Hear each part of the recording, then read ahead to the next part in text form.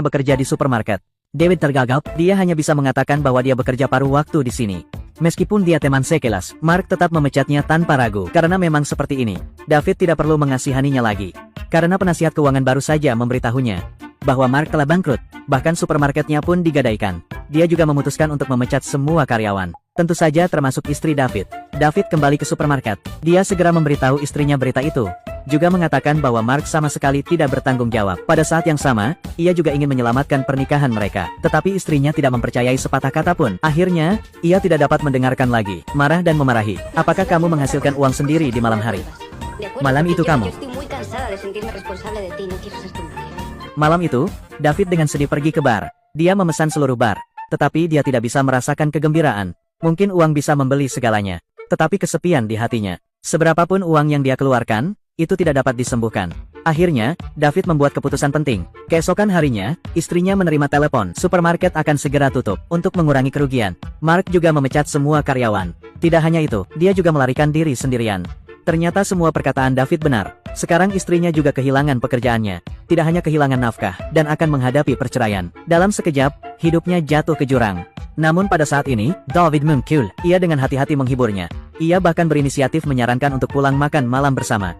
Istrinya sedikit tersentuh. Namun ia tidak mengerti mengapa David melakukan itu. Di rumah, David menghabiskan banyak uang untuk mengundang koki Michelin. Menyiapkan makan malam romantis dengan cahaya lilin. Ia juga menyewa pembantu. Membersihkan rumah dari atas ke bawah. Akhirnya, ia berdiri di pintu untuk menyambut istrinya pulang. Melihat perubahan David, istrinya sangat terharu. Keduanya akhirnya berbaikan. Pada saat ini, David mengaku kepada istrinya, sebenarnya, ia telah memenangkan lotre. Mereka telah menjadi miliarder. Istrinya awalnya tidak percaya, hingga ia menemukan gudang ini. Apa yang kau butuhkan? Akhirnya istrinya mengerti. Namun di saat yang sama ia juga sangat marah. Ia memenangkan 200 juta. Namun dia menyembunyikannya dariku sampai sekarang. Mungkin begitulah wanita. Di mata mereka, sikap adalah yang terpenting. Hasilnya tak perlu dikatakan lagi.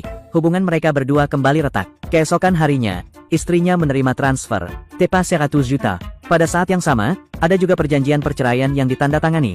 Istrinya semakin marah. Sebenarnya, dia hanya ingin permintaan maaf. Pada saat ini, supermarket menelepon. Stafnya mengatakan bahwa supermarket telah dibeli oleh seseorang. Itu juga terdaftar atas namanya. Pada saat ini, dia sepenuhnya memahami perasaan David. Dia berlari ke bandara tanpa peduli apapun. Menghentikan David sebelum dia terbang. David sangat senang melihat istrinya. Dia melangkah maju dengan gembira. Kalau begitu, kau benar-benar tidak mengerti aku. Meskipun dia agak bingung, tetapi, berkat mengenal istrinya, selama 9 tahun, dia tahu apa yang harus dia lakukan sekarang. Akhirnya David dan istrinya berbaikan, menjalani kehidupan yang bebas dan makmur.